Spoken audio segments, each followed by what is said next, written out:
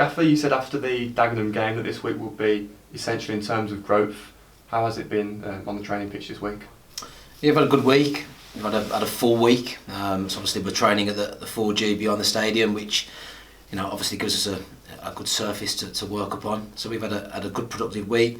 The starters worked part of session on Monday. The non-starters worked a little bit longer. Tuesday we worked together as a group, a little bit tactically. We had a big tactical input yesterday, and we'll continue that today. Looking at game planning and preparing for Dover tomorrow. And in terms of you mentioned you want to tweak and change things. Have the players reacted positively to those little implemented changes? They have. Yeah, the buy-in's been very good. I think the lads' application and work ethic's been outstanding since day one. And they're taking on board information at a very, very good rate. So hopefully we can see that in the games programme and continue to build and grow the way we want to play. Moving on to tomorrow, Dover Athletic sitting just above us in the league table. What have you watched of them that you can see as a threat towards us? They've played a slightly different shape in their last game. Top more of a 4-4-2. Very, very good in forward areas. Very, very forward thinking. Big physical threat throughout their team.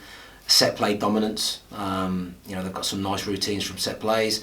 They've got some good physicality within their team and pose a threat from that area. So we're looking at we've looked at the last 3 or 4 games and looked at how they've tweaked their own formation ever so slightly. And they've definitely got a threat in that forward line.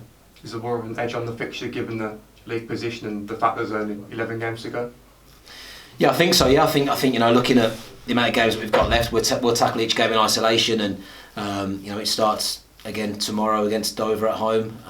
We're looking to try and make sure we stay in around that playoff push. It's going to be a difficult game because of their form, their league position. They are above us. It's a team that we're looking to catch and gain ground upon, and they're obviously off a back of a very, very good performance and a fantastic result. You can welcome Kyle Storer back into the squad hopefully, and what sort of influence can he have on the team given that he's a skipper?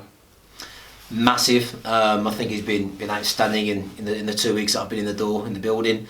He's got a real thirst to learn himself. I think he's got a fantastic career ahead of him as a coach. He wants to learn, wants to take on board information, retains information very, very well, and his application and drive and the way that he governs a group is second to none. So he's an outstanding pro.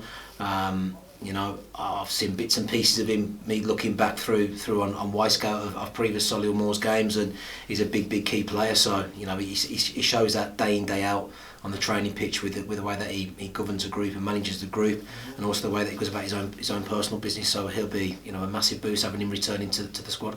Just finally, looking ahead on the treatment table, are you welcoming any more players back or too soon?